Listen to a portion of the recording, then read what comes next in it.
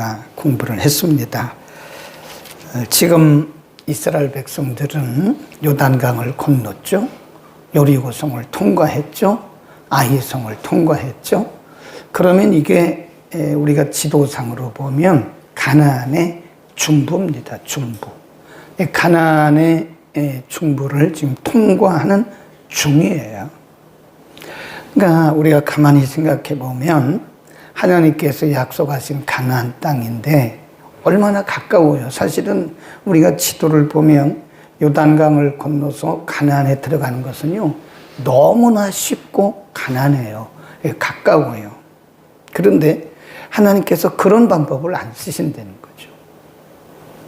그 하나님의 방법은 우리의 생각과 너무 달라요. 우리는 뭐든지 우리가 믿습니다. 기도하고 아멘 하고 가면 모든 일들이 착착착착 진행되는 것으로 그렇게 이제 생각을 하고 있는데 뭐 그런 경우도 있죠. 때로는 하나님께서 우리가 기도한 대로 응답하시고 우리가 원하는 시간에 응답하십니다. 아멘이죠. 그런데 그렇지 않다는 거예요. 우리는 아멘이지만 하나님의 방법은 그렇게 쉽게 빠르게 우리가 원하는 대로 되지가 않아요. 이왕이면 하나님께서 약속하신 땅인데 그 가나안 땅에 들어가는 거를 어차피 요단강 어렵게 건넜고 여리고성 어차피 통과했으니 이제는 좀 쉽게 아히성도 통과했고 그러니 좀 쉽게 들어가면 얼마나 좋아요. 근데 아직도 멀었어요. 아직도 굉장히 힘듭니다. 그러면 하나님께서 왜 이런 방법을 쓰시는가? 우리는 깊이 묵상을 해야 돼요. 쉽고 빠르고 우리가 원하는 시간에 우리가 원하는 방법대로 이렇게 되면 얼마나 좋겠어요. 그러면 우리가 하나님께 영광 돌리고 감사하고 그럴 텐데 하나님 그런 방법을 잘 안 쓰신다. 왜 그럴까? 이 과정이라니까, 과정. 하나님은 이런 과정을 통해서 하나님의 하나님 되심을 드러내고 지금 이스라엘 백성들의 신앙을 훈련시키는 거예요. 훈련.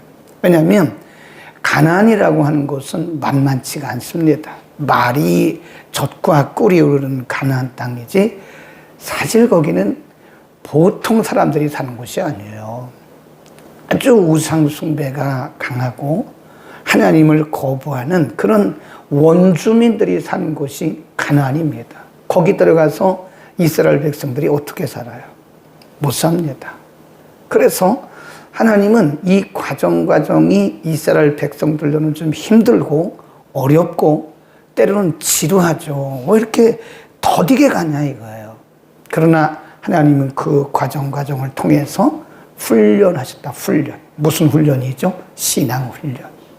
하나님이 되심을 드러내시고 또 하나님을 어떻게 의지해야 하는가를 그 과정을 통해서 하나님께서 훈련하신 것이다. 그러니까 오늘 여러분이 어떤 문제를 놓고 기도한다고요. 하나님, 이 문제를 좀 빨리 해결해 주십시오.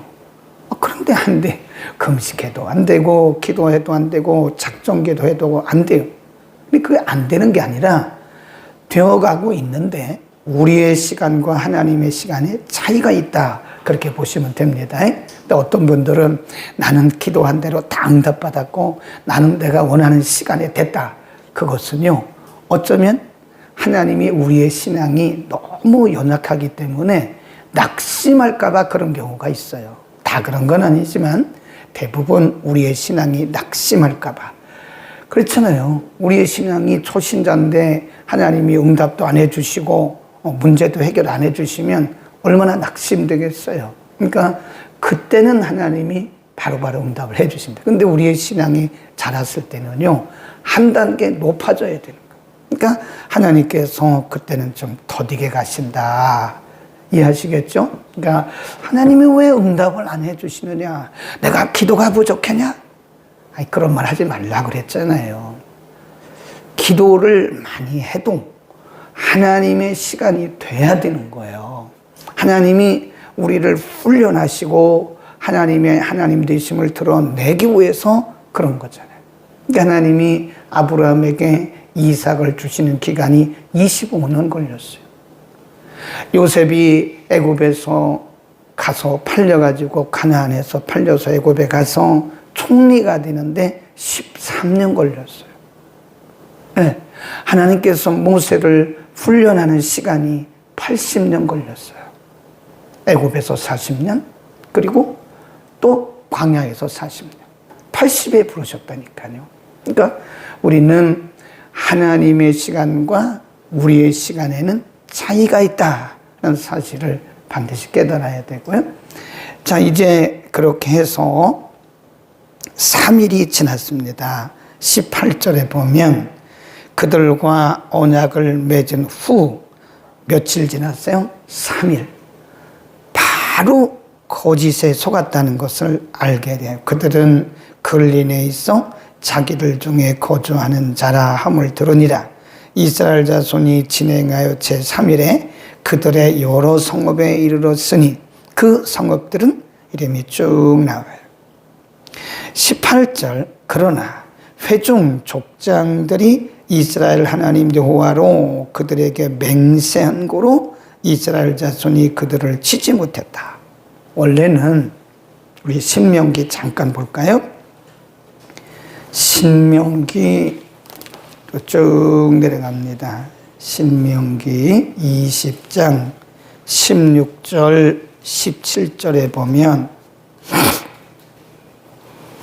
16, 17 시작. 오직 내 하나님 여호와께서 내게 기업으로 주시는 이 민족들의 성읍에서는 호흡 있는 자를 하나도 살리지 말지니 곧 헷 족속과 아모리 족속과 가나안 족속과 브리스 족속과 히위 족속과 여부수 족속을 내가 진멸하되 내 하나님 여호와께서 내게 명하신 대로 하라. 근데 이 기브온 사람들이 어디 족속이냐? 히위 족속이에요. 히위 족속.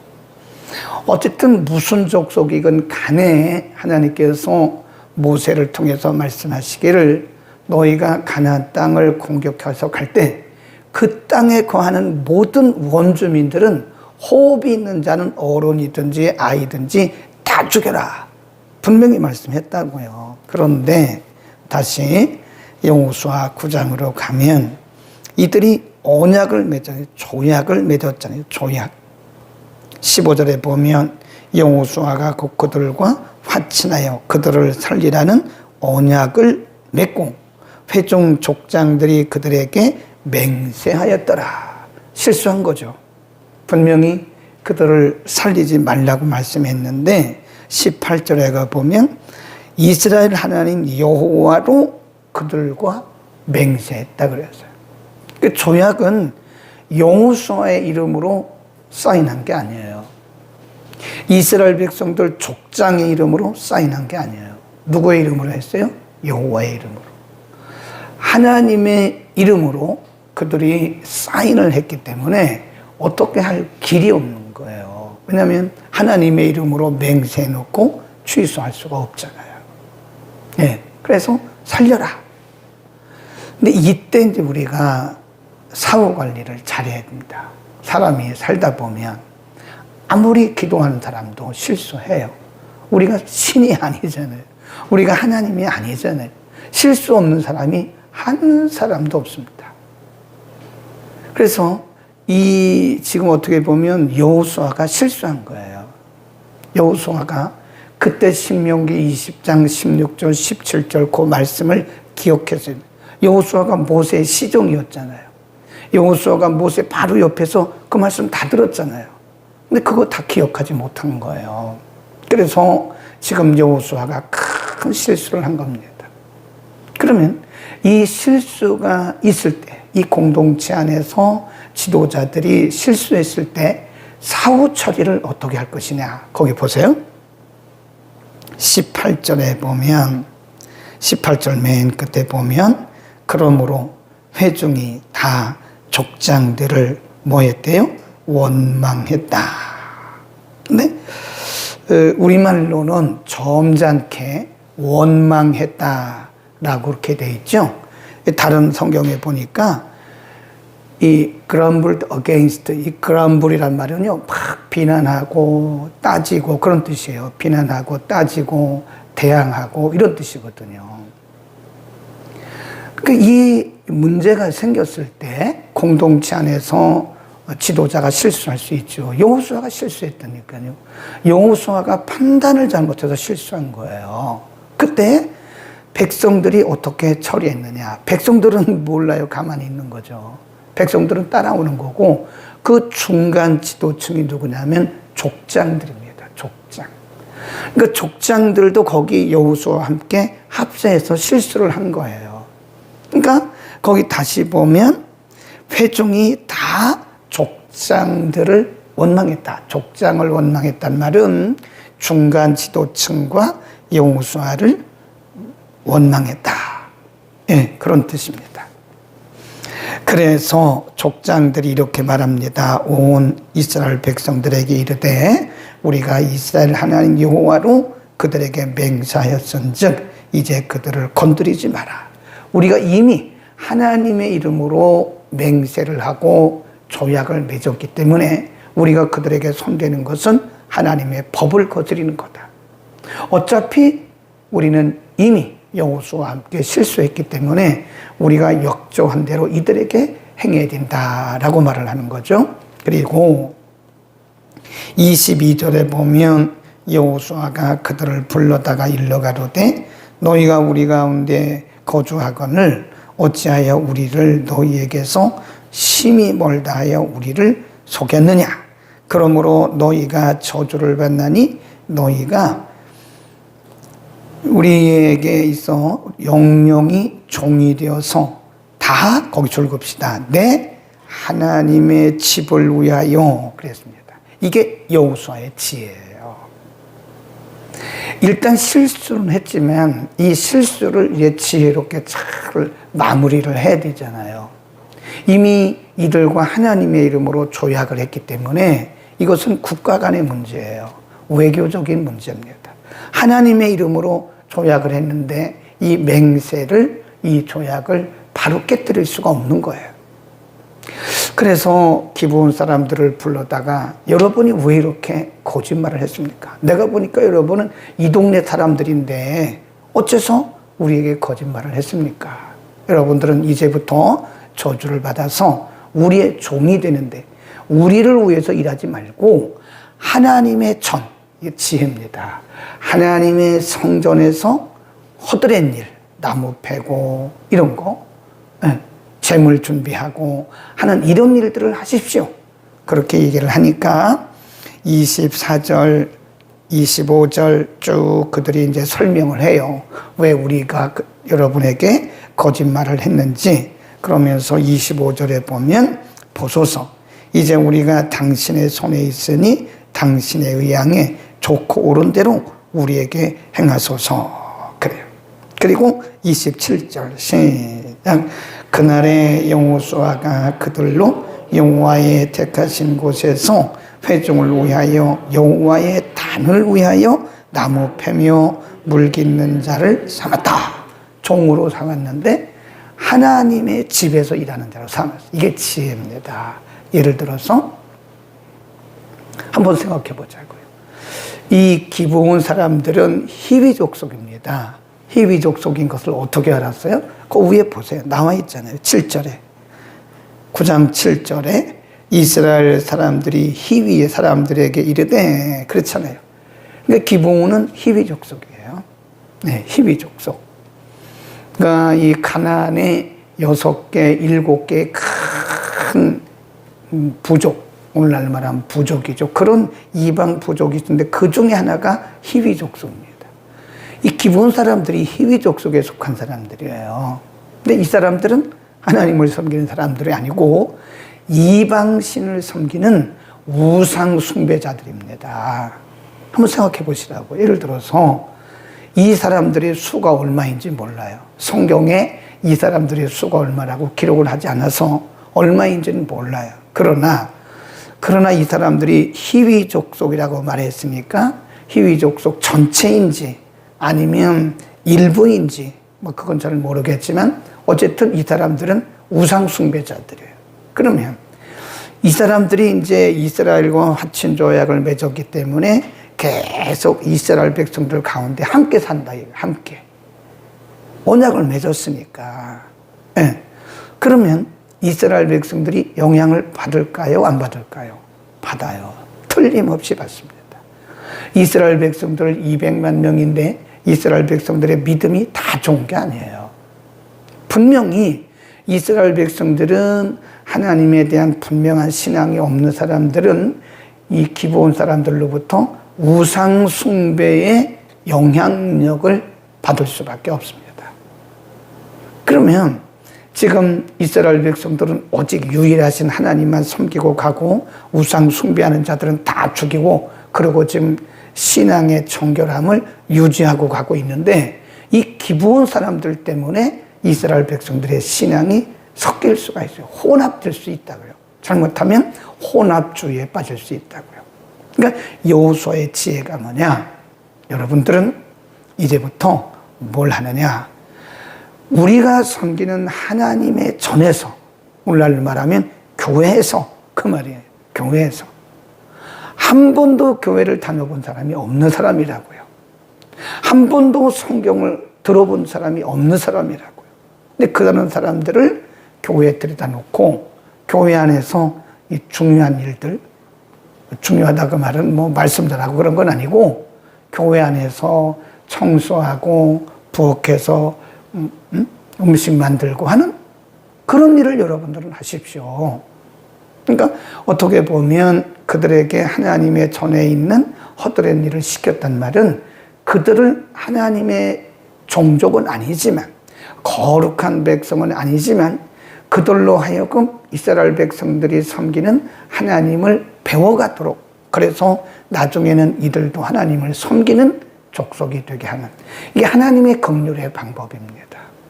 네, 이게 전도 방법이에요. 근데 우리는 그런 걸 잘 못합니다. 예를 들어서 이단에 빠졌던 사람이다. 아니면 절에 나가는 사람이다. 일단은 배타적인 생각을 가져. 아, 저 사람이 이단에 빠졌었대. 아, 저 사람은 감옥에 갔다 온 사람이래. 전과자래. 저 사람은 불자래. 불교에 다니는 사람이래. 일단은 우리는 그들을 이렇게 배척해요. 배격하는 그런 자세를 갖는 이건 아니라는 거예요. 오늘 여호수아의 지혜를 통해서 보면 그들도 우리와 함께 생활하다 보면 배우는 겁니다. 기도하는 것을 배울 것이고 하나님을 섬기는 것을 배울 것이고 그런 거라요. 그러니까 좀 이런 생각을 해요. 만일 우리가 사업을 하는 사람이다. 우리가 사업을 하는 업주다. 업주? 사업주. 근데 우리가 직원을 뽑잖아요. 직원을 뽑아요. 근데 직원을 뽑는데 그 자격이 뭐냐면 신앙생활 하는 사람, 또 세례받은 사람. 그래서 그런 사람들만 뽑아가지고 그냥 직원들과 함께 일하면 좋죠. 근데 저는 그것을 소극적이라고 보는 거예요. 우리는 복음을 전하기 위해서는 좀 전투적인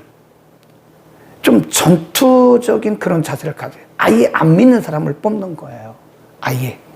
직원들을 뽑을 때 아예 안 믿는 사람, 성경을 한 번도 들어보지 못한 사람, 예배를 한 번도 드려보지 못한 사람, 기도를 전혀 못하는 사람, 이런 사람들을 직원으로 뽑아가서 매주 한 번씩 예배를 드리는 거예요. 단 우리 회사에 일주일에 한 번씩 예배를 드리는 시간이 있는데 예배는 동참해야 된다.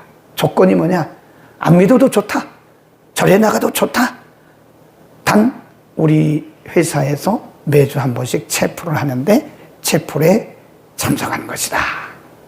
그러면 이 사람들이요 서서히 이제 말씀을 들어가요.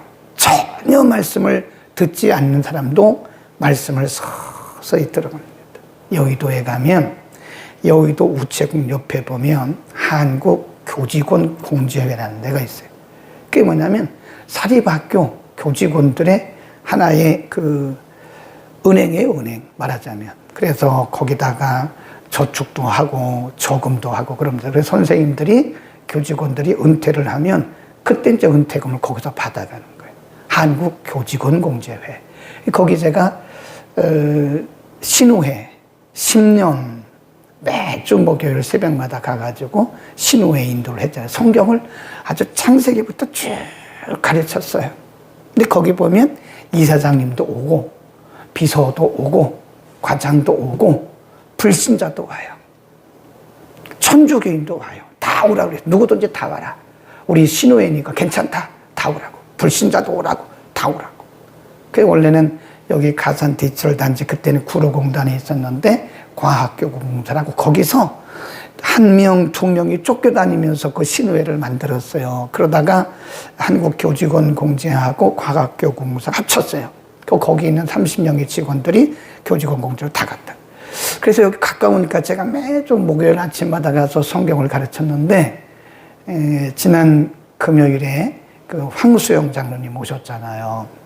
그분이 그때 과장이었다가 이제 이사장 비서였다가 덕케이 손해보험의 대표이사로 갔다가 여기 인천에 있는 인천대학 교수 5년 하고 이제 자기 사업을 해요. 근데 그분이 가끔 이렇게 오세요. 수요 예배도 오시고 금요 예배도 오세요. 근데 그분이 지난주 금요일 날 오셔서 기쁜 소식을 전해주더라고요. 목사님, 우리 그때 참 신우회 만들 때 너무 힘들었잖아요. 그냥 없으니까, 예배실이 없으니까 여기 가서 한 번 했다가 저기 가서 한 번 했다가 쫓겨다니까 눈치 보면서. 근데 지금은 아예 지금은 뭐 안 믿는 사람들이 자꾸 민원을 넣으니까 바로 그 옆에 여기도 무슨 교회에서 이제 하는데 제가 있을 때는 15층 강당에서 했어요. 그 15층에 가면 교직원들 뭐 예식도 하는 15층 대강당이 있습니다. 아주 커요. 거기서 예배를 드렸는데 지금은 몇 명이나 오느냐 지금 물어봤어요. 제가 할 때는 제가 한 10여 년 정도 이렇게 인도할 때는요. 많아야 20명. 많아야. 거기 직원이 240명인가 그때 그랬거든요. 그러니까 10% 오는 거예요. 10%. 근데 그 장로님이 저에게 얘기해 주기를 지난주 금요일 날 이제 교직원 공제가 굉장히 커졌다는 거예요. 그래서 점심시간에 그 교회를 빌려서 한다. 교회를 빌려서. 그 점심시간에 교회를 빌려서 예배를 드리는데 더 소망적인 게 뭐냐면 연세 드신 분이 별로 안 오고 다 청년들이 오세요. 청년들이. 젊은 직원들이 그 점심 빨리 5분, 10분 만에 먹고 와서 거기서 예배 드린다는 거예요. 그러니까 우리가 너무 배타적인 생각을 하면 안 됩니다. 저 사람은 이단에 빠졌던 사람이래. 저 사람은 절에 나가. 상관없어요. 절에 나가도 상관없고 이단에 빠졌던 사람도 괜찮고 뭐 불신자도 괜찮습니다. 우리끼리만 모여서 예배하는 곳이 아니에요. 누구든지 오라 해. 아이, 저 담배 피는데 가도 됩니까? 괜찮아요. 은혜 받으면 담배 끊게 돼 있어요. 아직 저 술 못 끊었는데 오세요. 괜찮아요. 여기 와서 거룩하고 경건하게 살아가는 사람들의 모습을 보면서 이들이 닮아가는 거예요. 아멘. 그러니까 여러분 우리가 너무 배타적인 생각하지 말라고요. 당신은 믿음이 없으니까 저리 가. 당신아 우리하고는 한마디 안 돼. 그러지 말라. 지금 여호수아의 지혜입니다. 이들을 노예로 삼되 그들을 하나님의 성전에서 나무 패고 물 깃고 그런 일을 시키다가 이들이 서서히 하나님을 섬기는 하나님의 백성으로 간다. 그게 하나님의 마음이에요. 하나님은 모든 사람이 다 예수를 믿고 구원받기를 원하고 계세요. 그러니까 지금 예수 안 믿는다고 해서 그 사람을 배타적으로 막 그러면 안 된다니까요. 네. 우리 요즘에 러브 크리스마스를 통해서 전도 한 분께서 오시잖아요. 굉장한 하나님 편에서는요, 엄청난 기쁨입니다. 천사들과 함께 그 한 분이 한 번도 교회를 다녀본 적이 없는 분. 한 번도. 이거야말로 진짜 전도라. 하나님은 그런 걸 원하시는 거예요. 그래서 저는 러브 크리스마스 너무 잘했다고 생각해요. 비용 뭐 조금 들어가긴 했는데 우리가 1억을 들여서 사람 하나 구할 수 있습니까? 10억을 드린다고 사람 하나 영혼 구원할 수 있어요? 절대 못합니다. 한 영혼이 천하보다 귀하다. 오늘 우리 길게 말씀드리는 것은 주변에 있는 사람들이 너무 배타적으로 생각하지 말라고요. 가까이 가세요. 가까이 가서 그분들에게 우리가 복음의 향기를 드러내야 돼요. 그래서 그분들이 우리를 통해서 복음의 향기를 맡도록, 그분들이 복음의 향기를 맡도록 그들이 서서히 우리에게 오도록 우리의 책임이 있다. 그런 얘기입니다. 기도하겠습니다.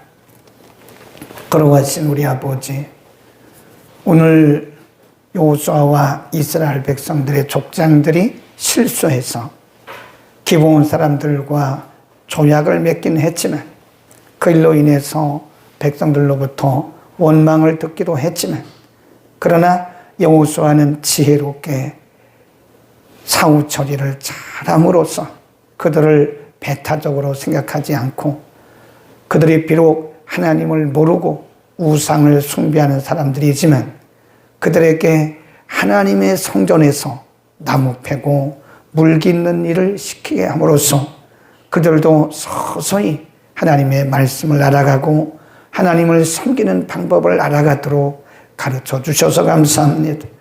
하나님은 이 땅의 모든 영혼들이 한 영혼도 멸망치 않고 다 구원에 이르기를 원하시는데, 우리는 우리들끼리 너무 배타적인 생각에 매어서 믿지 않는 사람들은 어둠의 자식들이라고 배타적으로 그들을 제외시키는 일을 하지 않도록 모든 영혼들에게 복음으로 다가가게 하시고 우리를 통해서 복음의 향기가 드러나게 하시고 복음의 빛이 드러나게 하옵소서. 하나님, 오늘도 하나님께서 천하보다 더 귀하게 여기시는 영혼들에게 복음 전하는 하루가 되게 하옵소서. 예수 그리스도의 이름으로 기도드립니다.